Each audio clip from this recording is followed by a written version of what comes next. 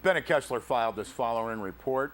As the federal government shutdown drags on with more negative impacts surfacing daily, the Mono County Board of Supervisors decided to write to the Inyo Mono Congressman Paul Cook. Their letter urges an immediate end to the shutdown. The supervisor's letter says, quote, "We want to remind you that the continued absence of funding for federal departments and agencies has impact on local government programs and the constituents we serve," end quote. Now, the Mono board says that many important local programs and services could be halted, including some health and human service programs like Mono County Women, Infants, and Children, also housing activities and justice initiatives.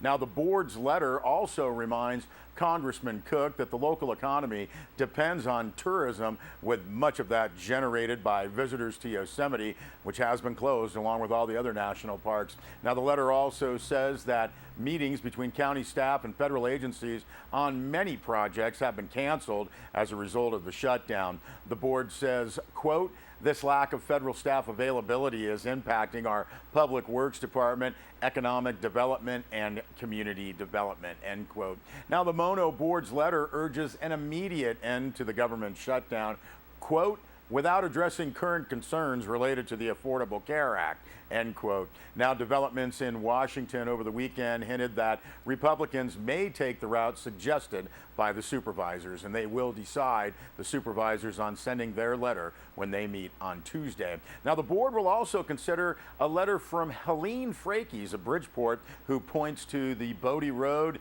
and calls its condition deplorable. She urges the supervisors to work with local and state officials to improve the road as soon as possible. Frakes is a summer volunteer at Bodie and knows the road. She says it must be a terrible experience for tourists from other countries who have rented RVs. Frakes said in August 2 visitors had their vehicle's oil pans punctured by rocks on the road. And the Mono supervisors will also consider waiving transient occupancy tax penalties for Yosemite Gateway Motel for third and fourth quarter taxes. Now, Director of Finance Leslie Chapman has suggested the board discuss the issue and the overall impact on the countywide tot processing procedures. Owners of the Yosemite Gateway Motel said the rim fire seriously hurt their business, and the government shutdown of Yosemite may have further hurt.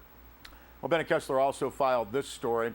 When the Inyo supervisors meet Tuesday, they will first meet in closed session starting at 8:30 a.m. relating to labor negotiations. When they meet in open session at 10 a.m., the board will consider approval of documents that lay out wages and benefits for employees, management, and other county officers. Now, the county administrator will report on the recently completed Independence Campus Solar Project. Two features of that project are parking areas that support solar panels at the courthouse and the Inyo Sheriff's Department. The supervisors will tour the new installations of solar at 11:45 a.m. The projects are generating 70,000 kilowatt hours.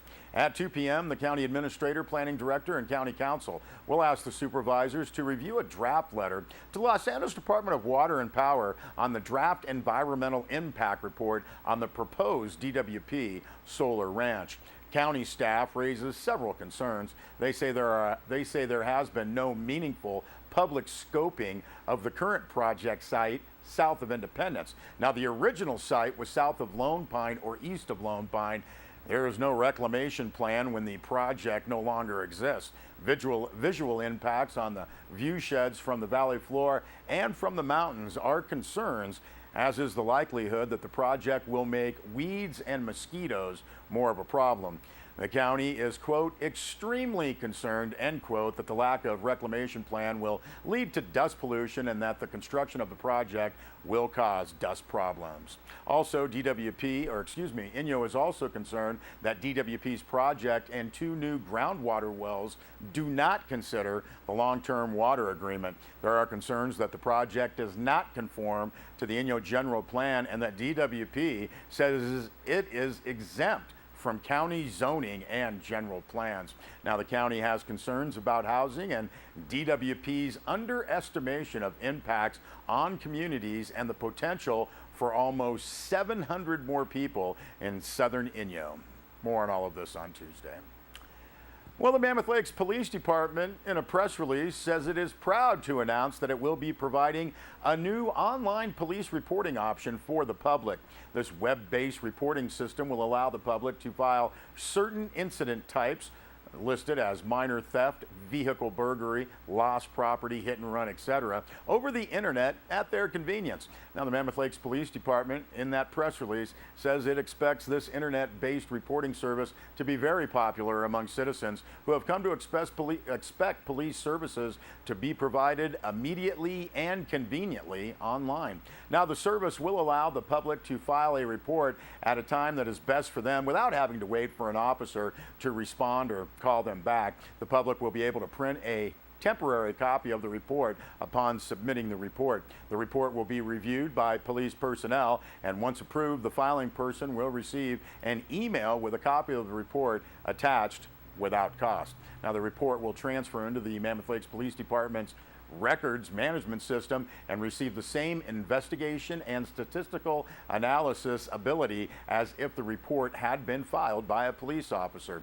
The press release states this web-based reporting option will allow officers more time to address community needs while keeping pace with the public expectancy to complete services via the internet. Now, the web-based crime reporting service is available online. Check out that website, mammothlakespd.org. And we've got a note from the city of Bishop.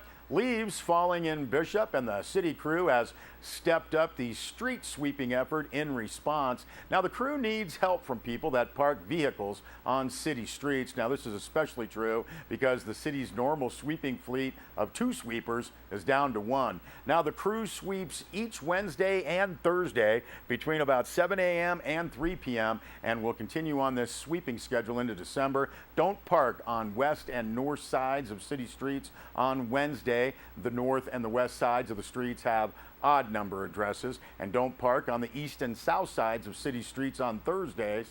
The east and south sides of the street have even numbered addresses.